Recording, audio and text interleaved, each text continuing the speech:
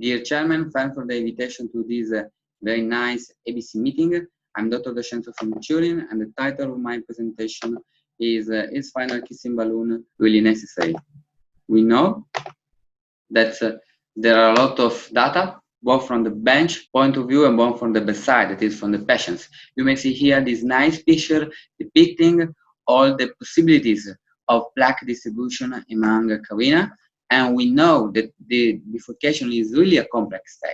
Even the struts where to perform the recrossing of the wire counts, you may see here that the proximal strut is probably the better, reducing the stent deformation in the main branch. And we perfectly know that if we perform reopening of the side branch without performing a final kissing balloon, this will increase strut distortions in the main branch and consequently increase the risk of stenosis and of stent thrombosis. There are a lot of laws which taught us how to perform final kissing balloon, and you may see here just some of them. But from the point of view of the patient, that is where we are working on the cath lab, we perfectly know that we have to perform final kissing balloon when we treat patients with two-stent strategy. This is a propensity score analysis from one of our registry, one of the largest registry on bifurcation treated with ultra-thin stents. You may see on the left, after propensity score with matching, the results of final kissing balloon, yes, no, in patient treated with provisional strategy, and basically there are no differences. And on the right, the impact of final kissing balloon for patient treated with two-stent strategy. And you may see here that performing final kissing balloon reduce risk of TWR and OTLR, and especially reduce risk of stent thrombosis.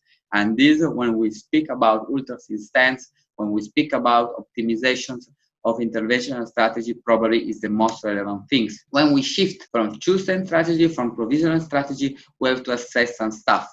One of the most important is the relevance of side branches. This is a nice paper published on JACC interventions in which these authors tried to understand the importance of the mass, of the myocardial mass supplied by side branches.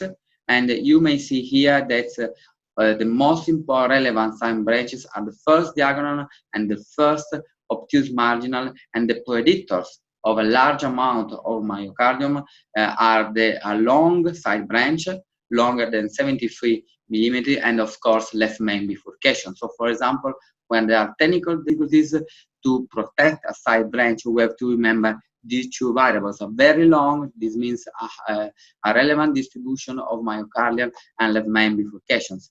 Shifting from this data to randomized control trial and to meta-analysis, this is one of the most relevant and one of the first trials to try to assess these issues.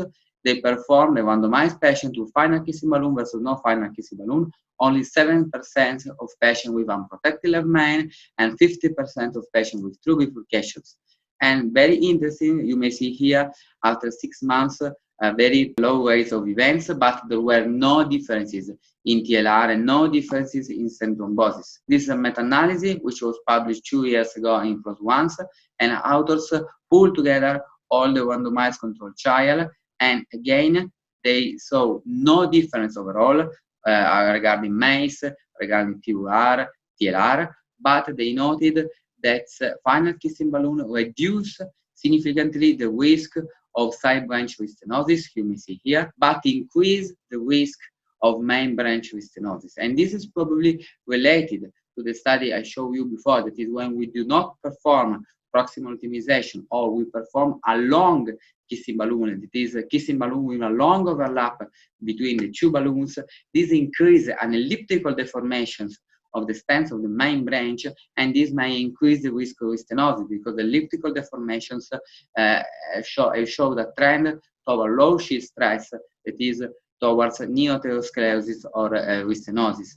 And regarding this, we performed this paper, which I showed you before. This is the overall populations in which we divided patients, about 2,000 patients treated on bifurcation and also left main, about 1,500 patients treated on left main, to no final kissing balloon and final kissing balloon. On the overall population, the final kissing balloon did not give us any particular advantages in terms of TWR, TLR, and of stent thrombosis.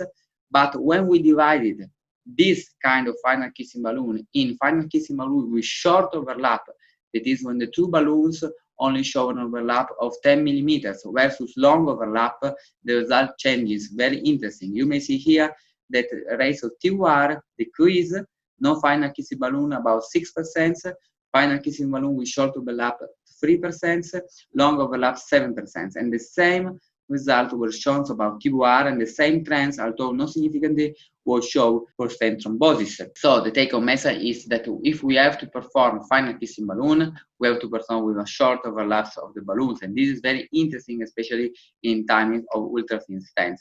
And interesting, the results of this significance was confirmed also for patients when proximal optimizations was performed, showing the relevance of short overlap and showing that the proximal optimization probably cannot completely reassess the circular shape of the stent of the main branch. So we have to perform final kissing balloon with 2 stents. For provisional strategy, we have to perform as often as possible. When there are technical difficulties, we have to protect and to perform final kissing balloon on side branch very long with relevant distributions on the left main on the circ. And when we perform final kissing balloon, we have to perform with short overlap. Thanks a lot. It was really an honor for being here.